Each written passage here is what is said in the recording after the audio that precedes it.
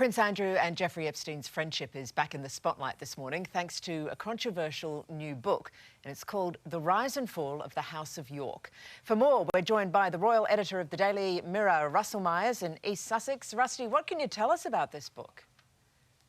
Well, morning, Leah. Well, another day, another raft of headlines, not only for Prince Andrew, but for the royal family. Very, very uncomfortable reading. And it comes in the form of this new book by acclaimed author and literary agent Andrew Lowney. And he's got a bit of form, digging up dirt on the royal family. He has written books on Lord Mountbatten. He's written books on British spies before.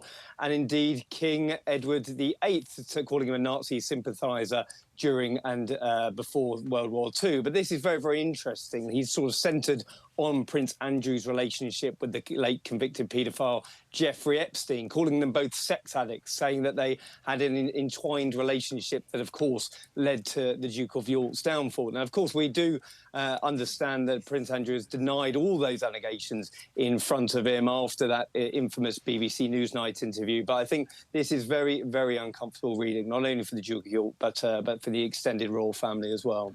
Look, as an author, he's been spot on in the past, hasn't he? He can be trusted.